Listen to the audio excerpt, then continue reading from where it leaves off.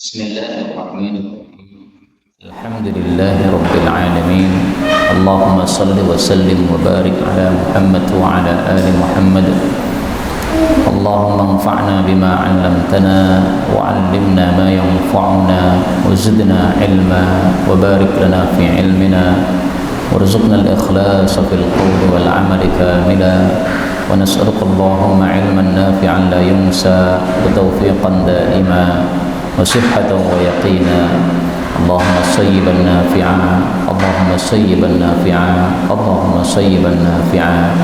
Wa sallallahu wa sallam baraka ala Nabi Muhammad walhamdulillahi rabbil alamin.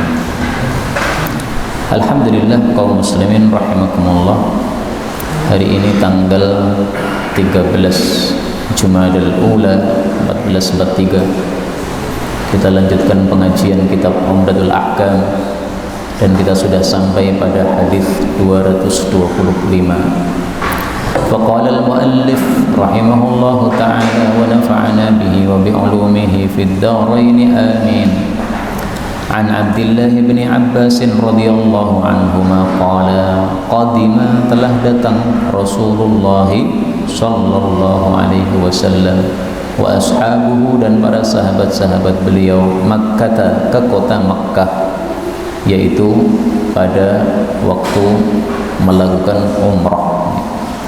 Faqala al-musyrikun, maka orang-orang musyrik mengatakan, innahu sesungguhnya yaqdamu datang alaikum kepada kalian qaumun suatu kaum qad wahanathum sungguh telah melemahkan mereka humma Yathrib, demamnya kota Yathrib. Yathrib itu Madinah. Fa'amarahum, maka menyuruh mereka an-Nabi sallallahu alaihi wasallam ayyarmulu, supaya mereka itu berlari-lari kecil al-ashwata pada putaran-putaran ats-tsalatsata yang 3 putaran 1 2 3. Wa ayyamshu, dan supaya mereka itu berjalan biasa bainar ruknaini, antara 2 rukun. Walam yamna'hum, dan tidaklah menghalangi mereka ayyarmulu, bahwasanya mereka lari-lari kecil al-ashwaqa kullaha, pada putaran semuanya, yaitu 7 kali putaran, illa kecuali al-ibqa'u, kasihan alaihim, terhadap mereka. Hadis ini ringkasnya menunjukkan bagaimana tata cara tawaf. Tawaf itu 7 kali putaran. Mulainya dari Hajar Aswad, kemudian Ka'bah kita taruh di samping kiri tubuh kita. Nah, kemudian kita keliling. Nah, sunnahnya putaran ketiga, 3 putaran pertama ini dengan lari kecil 1 2 3. Kecuali antara sudut sini dengan sudut Hajar Aswad. Nah, di sini cuma jalan kaki saja.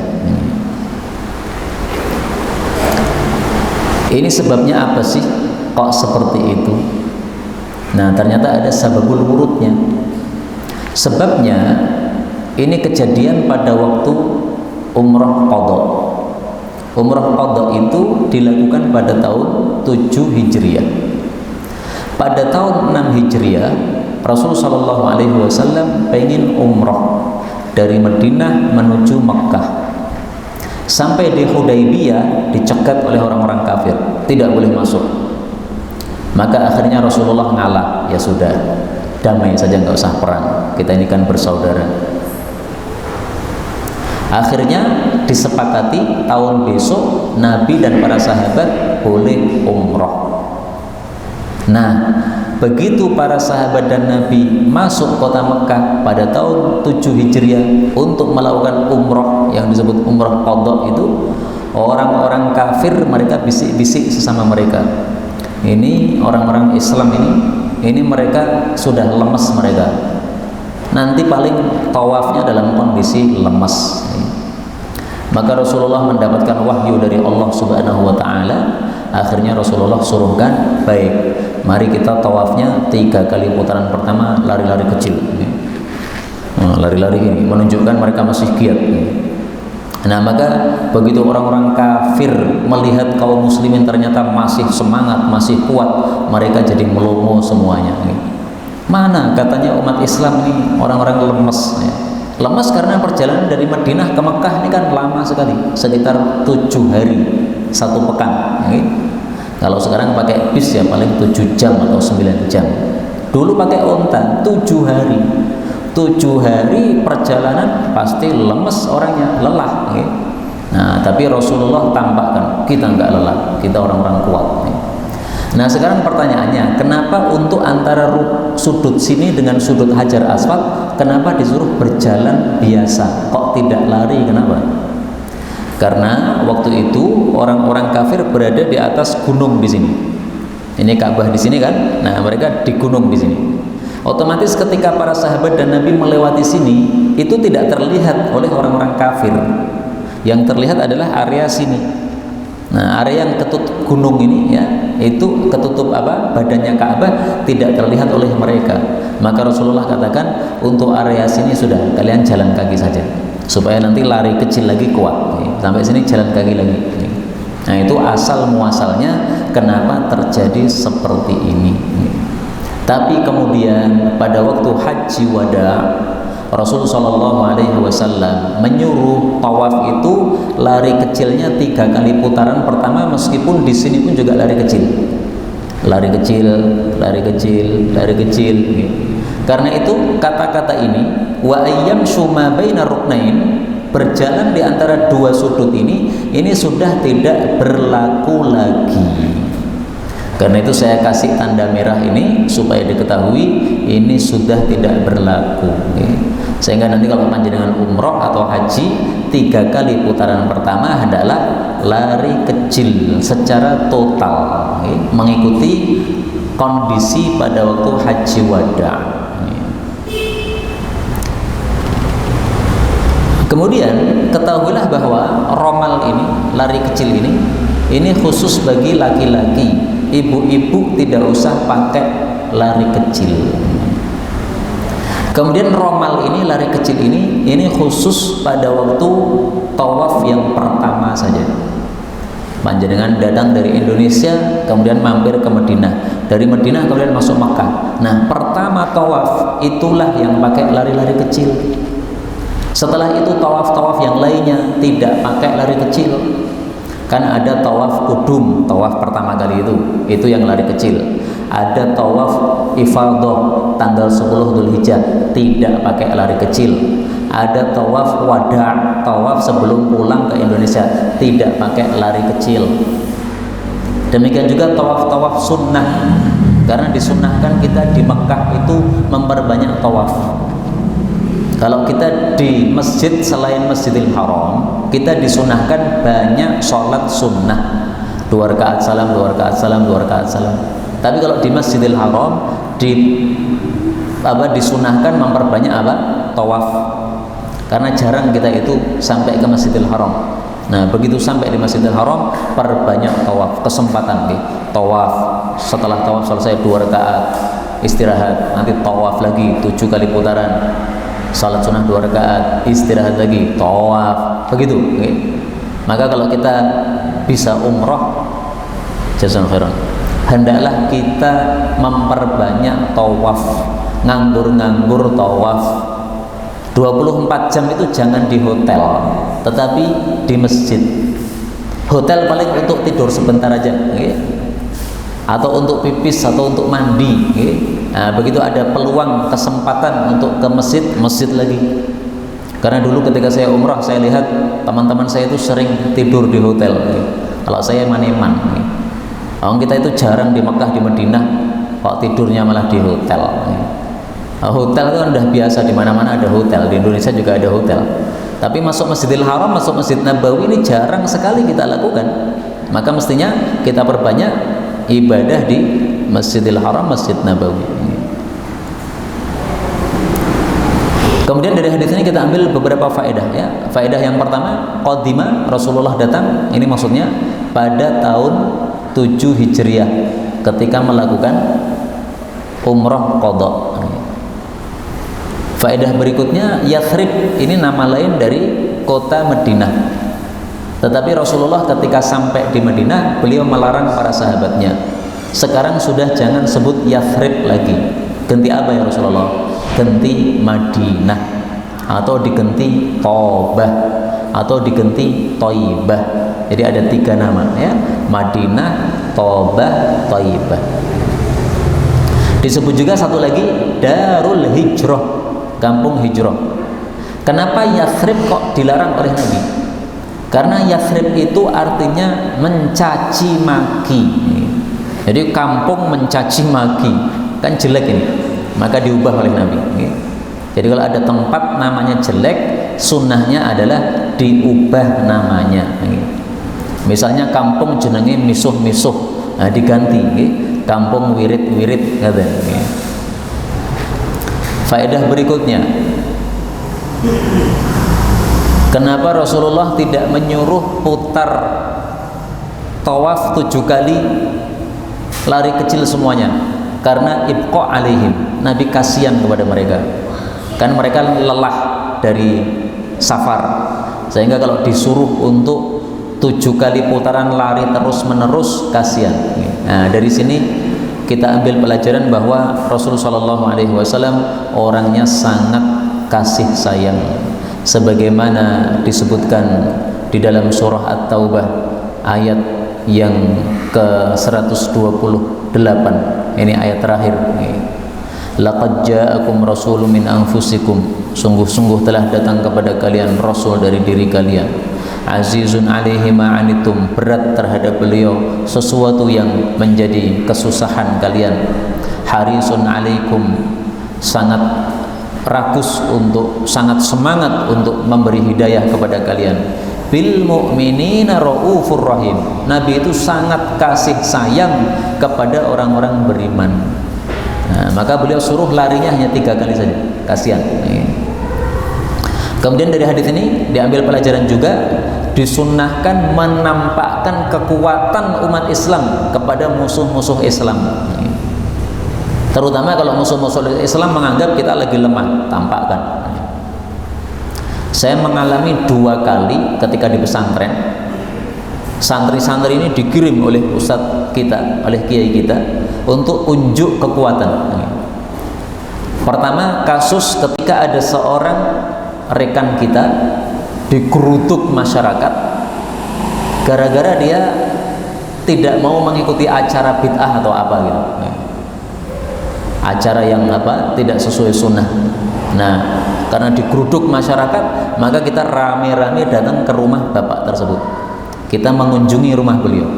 Nah ini untuk menampakkan kepada musuh-musuh bahwasanya ini bapak kalian geruduk, ini punya teman banyak, kita umat Islam saling bersaudara, ada saudara kita digeruduk, kita tidak terima. Yang kedua, ketika ada di Solo Baru waktu itu, nggak tahu kasus apa, mungkin kasus minuman keras atau apa yang menyebabkan pemuda-pemuda yang melakukan nahi mungkar kemudian akan dipenjarakan atau apa. Nah, saya lupa kasusnya, tapi kemudian kita dikeluarkan di sana untuk lari-lari, menampakkan bahwa kita umat Islam punya kekuatan. Kalau ada saudara-saudara kita mau dipenjara gara-gara apa? Mereka melakukan nahi mungkar, nah teman-teman mereka masih banyak. Kita semuanya juga orang-orang Islam yang juga amar ma'ruf nahi mungkar. Nah, tampakkan kekuatan kepada orang-orang kafir. Hadis berikutnya 226. Wa an Abdullah bin Umar radhiyallahu anhu qala Ra'aitu, aku melihat Rasulullah sallallahu alaihi wasallam hina ketika yaqdamu datang Makkah ke Makkah, idza stalama apabila menyentuh ar-ruknal aswada, rukun aswad maksudnya hajar aswad, awwala ma yatufu, pertama kali beliau tawaf, yakhubbu, beliau itu lari kecil, salasata aswatin, 3 kali putaran. Hadis ini menunjukkan bahwasanya 3 kali putaran lari kecil itu hanya pada tawaf yang pertama, awwala ma yatufu, tawaf yang pertama, yaitu pada waktu kita datang ke Mekah kemudian kita tawaf. disebut tawaf kudum, disebut juga tawaf awal. Itu yang ada lari kecilnya. Adapun tawaf ifadah tanggal 10 Dzulhijjah tidak pakai lari kecil. Adapun tawaf wada sebelum meninggalkan Makkah tidak ada lari kecil. Adapun tawaf sunnah, tawaf-tawaf tambahan yang kita perbanyak tidak ada lari kecil. Jadi ini khususiyah bagi tawaf kudum atau tawaf awal. Ada dua khususiyahnya. Khususiyah yang pertama adalah pakai lari kecil pada 3 putaran. Khususiyah yang kedua pakai yang namanya ittiba. Apa itu ittiba? Ittiba itu memakai baju pada bagian atas sini sambil dibuka pada pundak yang kanan. Nah, panjenengan lihat orang-orang yang ihram, itu kan baju ihramnya kan tutup di sini dibuka. Itu namanya ittiba. Ittiba ini khusus pada tawaf kudum atau tawaf yang pertama. Nah, maka nanti kalau panjenengan haji atau umroh jangan salah. Ittiba itu tidak dilakukan lagi pada tawaf-tawaf berikutnya, tawaf sunnah, tawaf ifadah, tawaf wada, semuanya nggak pakai ittiba. Nah, kalau ditanyakan kenapa harus begitu, mau disamakan aja. Nah, maka jawabnya adalah ibadah haji kita disuruh meniru Nabi. Nabi seperti itu, kita seperti itu. Titik, selesai. Dan perlu diketahui ittiba ini sudah selesai dilakukan ketika selesainya tawaf. Karena sebagian orang yang haji salah mereka. Selesai tawaf, habis itu kan sholat sunnah. Mereka masih ittiba, itu nggak bener kayak begitu. Itu nggak adab kepada Allah.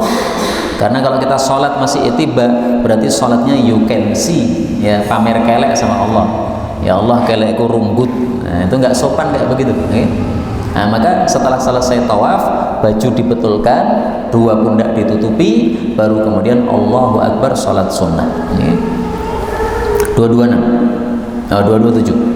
An Abdullah bin Abbas radhiyallahu anhuma qala tawafa telah tawaf an-nabiy sallallahu alaihi wasallam fi hajjatil wada pada haji wada ala ba'irin di atas unta yastalimu beliau menyentuh ar-rukna rukun maksudnya hajar aswad bimihjan dengan tongkat.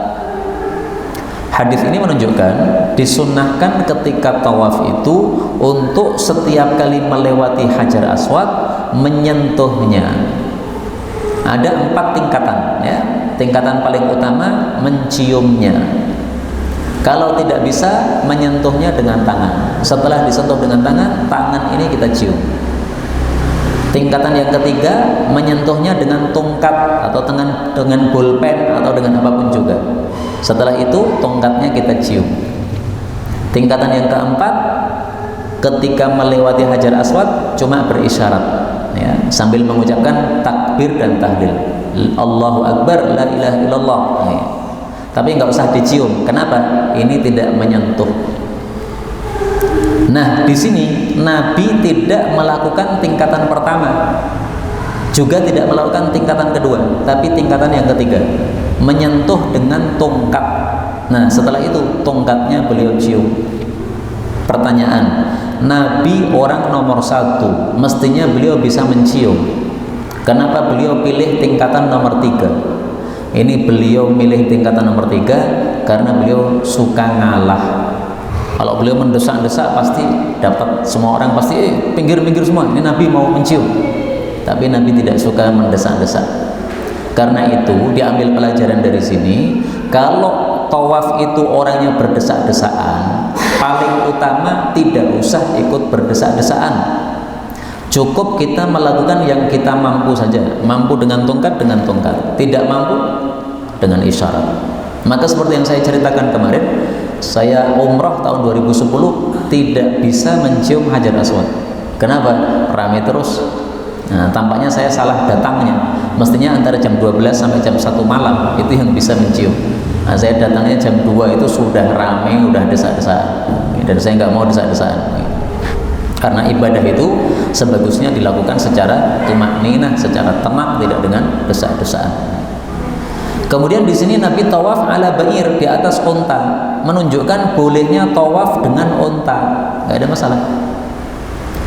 Termasuk juga orang-orang yang sakit, kemudian dibopong oleh orang, ya, dipikul oleh orang, biasanya bayar pemikulnya itu. Nah, tawafnya dipikul orang, gimana itu? Sah. Nah, konon akan ada rencana dari orang-orang Saudi, pemerintah Saudi, bahwa nanti akan dibuat tawaf dengan alat yang berputar, dengan kereta berputar. Itu khusus pejabat-pejabat, supaya pejabat tidak berdesakan dengan orang-orang yang rakyat awam. Nah, apakah sah atau tidak seperti itu? Itu diperselisihkan oleh para ulama. Ada yang pro, ada yang kontra. Nah, kalau secara dalil, ya di sini pakai unta boleh, maka pakai kereta pun juga sah. Tapi kok nggih men-men pejabat juga naikkan kereta penakmen. Ibadah haji itu kita disuruh sama oleh Allah. Yang pejabat pakaiannya nggih ngoten tok, 2 kain. Kemudian kumpul di tempat yang sama di Arafah, kumpul di tempat yang sama di Mina, kumpul di tempat sama di Musdalifah. Nah, ini malah mau dibeda-bedakan. Nah, samanya jadi nggak ada nanti. Jadi kesombongan pejabat masih muncul nanti. Nah, padahal ini ada maksud hikmahnya supaya manusia itu tidak sombong. Semua manusia di hadapan Allah sama, hambanya Allah Subhanahu wa Ta'ala. Kemudian haji wada, ini adalah haji perpisahan. Wada artinya perpisahan. Kenapa disebut haji wada? Karena setelah haji wada Rasulullah wafat. Haji wada itu tahun 10 Hijriah, Rasul wafat pada tahun 11 Hijriah. Beberapa bulan setelah haji beliau wafat, maka disebut haji perpisahan. Al-mihjan, mihjan itu adalah asa, tongkat, mahniyatur ra'si, yang bengkok bagian kepalanya. Jadi bagian kepalanya ada menggoknya begini untuk pegangan. Kita lanjutkan 228. Wa an Abdullah bin Umar radhiyallahu anhuma qala lam aran nabiyya, aku belum melihat Nabi sallallahu alaihi wasallam yastalimu, menyentuh minal baiti, dari Ka'bah, illa, kecuali ar-ruknaini, 2 sudut al-yamaniyah ini yang menghadap ke arah Yaman. Ka'bah itu kan kotak, ya. 2 sudutnya sini menghadap ke arah Yaman, 2 sudutnya sini menghadap ke arah Syam. Nah, ketika Nabi tawaf itu hanya menyentuh sudut Hajar Aswad sama sudut sini. Sudut sini disebut rukun Yamani. Sudut yang sini dan sini tidak disentuh oleh Nabi SAW. Gambarannya gini, ini Ka'bah kotak, kemudian di sini ada lengkuan kayak U nih. Nah, ini yang tidak disentuh ini.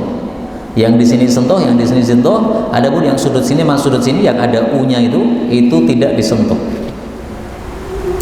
Ada satu kejadian, 2 sahabat Nabi, Muawiyah sama Ibnu Abbas, sama-sama tawaf. Ketika tawaf, Ibnu Abbas hanya menyentuh 2 sudut, sementara Muawiyah menyentuh 4 sudut. Maka Muawiyah ditegur Ibnu Abbas. Yang disentuh itu hanya 2 sudut, satunya tidak disentuh.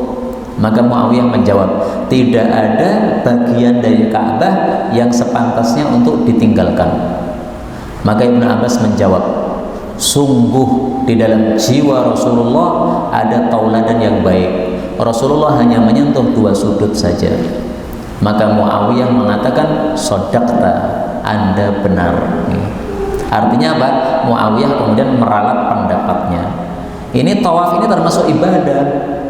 Nah, ibadah itu niru Nabi. Nabi itu hanya nyentuh 2 sudut. Kenapa kamu nyentuh 4 sudut? Tidak benar seperti itu. Jangan pakai nalar, tapi pakai dalil. Nah, sekarang pertanyaannya, kenapa yang disentuh hanya 2 sudut? Ternyata karena ini adalah sudut yang asal, sementara yang sini ini sudut palsu. Jadi dulu itu Ka'bah itu bukan kubus kotaknya, tapi persegi panjang. Tapi kemudian terkena banjir, akhirnya roboh Ka'bah. Maka kemudian Ka'bah dibangun lagi oleh orang-orang kafir Quraisy. tapi duit mereka yang halal hanya sedikit. Akhirnya bisanya membangun kubus kotak niku. Nah, kemudian bagian luarnya dikasih tanda U supaya jadi tanda. Ini adalah bagian Ka'bah. Di luar U-nya itu sudah bukan Ka'bah lagi. Nah, maka dua sudut yang ada U-nya itu tidak disentuh. Kenapa? Karena itu bukan sudut asli. Sudut aslinya itu agak kesono lagi, maka tidak disentuh karena itu. Kemudian kenapa sekarang pemerintah Saudi ini sudah kaya raya, kok Ka'bahnya tidak dibangun seperti bangunan yang asal saja? Itu gara-gara fatwa Imam Malik. Dulu Ka'bah itu setelah Abdullah bin Zubair berkuasa di Mekah, Ka'bahnya dibuat persegi panjang sesuai dengan Ka'bah di masa lalu. Setelah Abdullah bin Zubair kalah di dalam perang, akhirnya pemerintah Bani Umayyah atau Bani Marwan yang berkuasa, maka mereka menjadikan Ka'bah jadi kecil lagi, kayak kubus lagi. Nah, di masa Imam Malik ditanya, wahai Imam Malik, ini gimana nih? Ka'bah saya jadikan lagi persegi panjang seperti aslinya atau gimana? Imam Malik mengatakan, jangan wahai Amirul Mukminin. Kenapa? Saya khawatir Ka'bah itu nanti akan dijadikan sebagai rebutan penguasa. Penguasa berikutnya berkuasa diubah, penguasa berikutnya lagi berkuasa diubah lagi. Nah, kalau Ka'bah yang merupakan kiblatnya umat Islam diubah-ubah, itu wibawanya hilang nanti. Nanti orang-orang kafir akan menganggap, alah apa itu Ka'bah? Setiap penguasa ganti diubah sesuai hasrat mereka. Nah, akhirnya berdasarkan fatwa Imam Malik tersebut sampai hari ini Ka'bah tidak diubah. Dan ini berkahnya Imam Malik. Kenapa? Karena justru dengan Ka'bah tidak diubah, ini keuntungan bagi kita, rakyat jelata. Kita bisa masuk Ka'bah, yaitu apa? Masuk pada area U tadi, karena tidak dikunci, tidak diberi pintu. Kita bisa masuk, semua orang bisa masuk. Padahal Ka'bahnya yang asli itu ada pintunya, sehingga kalau kita mau masuk nggak bisa. Yang bisa hanya pemerintahan saja yang bisa masuk dan yang diizinkan oleh mereka. Pak Jokowi gitu bisa masuk, tapi kalau rakyat jelata seperti kita nggak bisa. Nah, maka justru nikmat dari Allah Subhanahu Wa Taala bahwa Ka'bah itu tidak dibangun full sehingga kita masih bisa masuk area Ka'bah.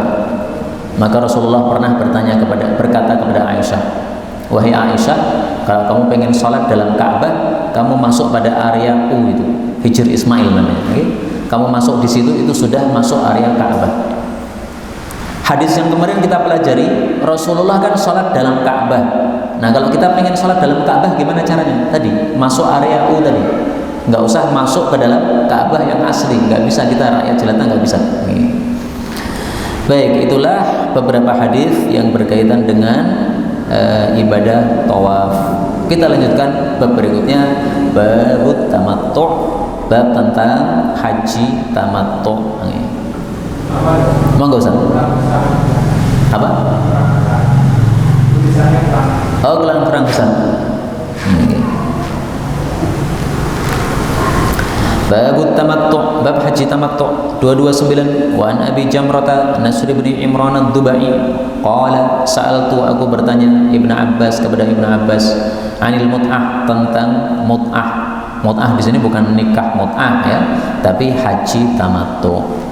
Fa amaroni biha, maka dia memerintahkan saya untuk melakukannya. Wa sa'altuhu, dan aku juga bertanya kepada Ibnu Abbas anil hadi, tentang hadiyu. Hadiyu adalah hewan yang disembelih orang yang haji. Faqala, maka Ibnu Abbas mengatakan, fihi, di dalamnya, jazurun, ada unta, au baqaratun, atau sapi, au syatun, atau kambing, au syirkun, atau berserikat, fi damin, dalam satu darah, maksudnya satu binatang. Jadi boleh satu unta, boleh satu sapi, boleh satu kambing, boleh juga satu sapi atau satu unta untuk beberapa orang. Qala, dia mengatakan, wa ka'anna nasan, dan seolah-olah beberapa manusia, karihuha, membenci haji tamattu. Fanimtu, maka saya tidur. Fara'aitu, maka saya melihat fil manami, dalam tidur, maksudnya mimpi. Wa ka'anna insanan, seolah-olah ada seorang manusia, yunadi, menyeru, hajjun mabrurun, hajimu mabrur, wa mut'atun mutaqabbalah, dan tamattu'mu diterima oleh Allah Subhanahu wa taala. Fa'ataitu Ibnu Abbas, maka saya datang kepada Ibnu Abbas radhiyallahu anhuma, fa'addatsuhu, maka saya ceritakan kepadanya mimpi tadi. Faqala, maka dia mengatakan, Allahu Akbar, Allah Maha Besar. Sunnatu Abil Qasim, itulah sunnahnya Abul Qasim, yaitu Nabi Muhammad sallallahu alaihi wasallam. Hadis ini menunjukkan bahwa haji tamattu adalah sunnah baginda Rasul sallallahu alaihi wasallam.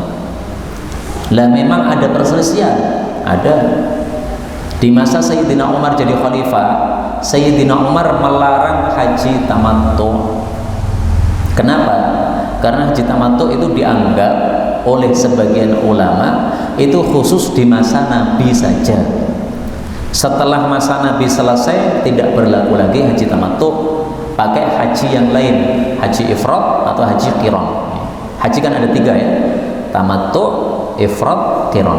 Kalau tamattu itu umroh dulu kemudian haji. Kalau ifrad itu haji tok, habis itu pulang ke Indonesia, habis itu datang lagi umroh. Kalau qiran itu haji dan umroh digabung dalam satu aktivitas. Nah, di sini hadis ini menunjukkan haji tamattu sunnah Nabi, sehingga jangan dilarang. Karena itu jangan mengikuti pendapat Sayyidina Umar yang melarang haji tamattu. 2 sahabat Nabi tidak setuju dengan Sayyidina Umar ketika Sayyidina Umar melarang haji tamattu. 1 Ibnu Abbas, sebagaimana dalam hadis ini. Yang kedua Ali bin Abi Thalib. Ali bin Abi Thalib ketika diberitahu ini Sayyidina Umar melarang dari haji tamattu, maka dia mengatakan, saya akan haji tamattu, saya tidak peduli mau siapa melarang, ini sunnah Nabi SAW, kenapa dilarang-larang. Nah, Sayyidina Umar kenapa melarang seperti itu? Itu karena ya salah pendapat, dan namanya manusia salah itu biasa, nggak ada masalah. Yang penting kita jangan mengikuti yang salah. Termasuk yang salah dalam hal ini adalah Sayyidina Abu Dzar.